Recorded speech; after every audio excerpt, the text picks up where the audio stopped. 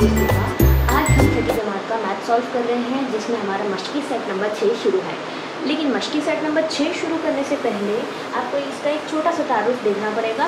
देखिए आपका जो मश्की सेट नंबर 5 था ना, ठीक उसी के नीचे देखिए यहाँ पर इसका छोटा सा इंट्रोडक्शन दिया है। यहाँ पर उन्होंने दिया है मुतज़ाद अदाद।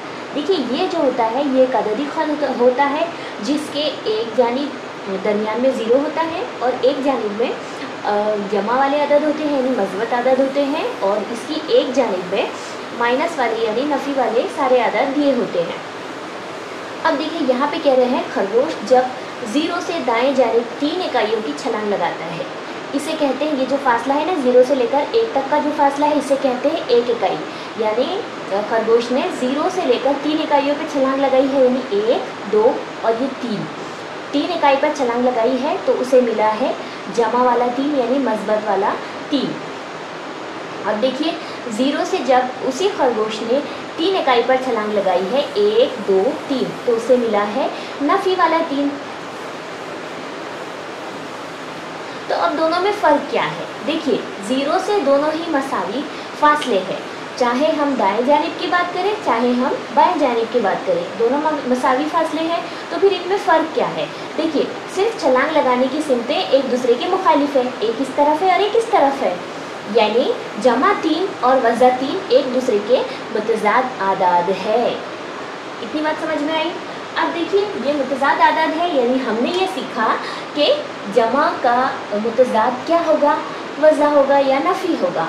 अब देखिए यहाँ पर मश्की सेट नंबर 6 पर हमें कुछ आदाद दिए हैं, जैसे 47 जमा 52, नफ़ी 33, नफ़ी 84, नफ़ी 21 जमा 16, नफ़ी 26 और यहाँ पर कोई अलामत नहीं है। और क्या दिया है यहाँ पर 80। इसका मतलब ये है हम पिछली मशकों में एक चीज़ देख चुके हैं कि जिस आदाद के साथ में कोई भी अलामत नहीं होती है तो उसे जमा वाला अदद ही माना जाएगा। यानी ये जो 47 है इसके साथ में ना ही जमा की मज़बत आदाद है, मज़बत अलामत है और ना ही नफ़ी की अलामत है, यानी इसका मतलब ये है कि ये जमा वाला 47 माना जाएगा।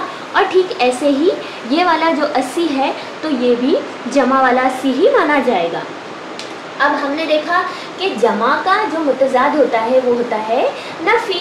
तो अब यहाँ पे हमें क्या करना पड़ेगा, इसे हमें नफ़ी की अलामत के साथ में 47 हमें जैसे के वैसे लिखना है। बहुत आसान है, आप खुद से भी करके देख सकते हैं। अब देखिए यहाँ पे जमा वाले 52 है, इसलिए यहाँ पे कौन सा अदद लेना पड़ेगा, कौन सा अलामत हमें लेनी पड़ेगी, हमें नफ़ी की अलामत लेनी पड़ेगी, है ना। अब देखिए यहाँ पे ऑलरेडी नफ़ी के साथ में 33 दिया है, इसलिए हमें इसे मज़बत बनाकर लिखना पड़ेगा।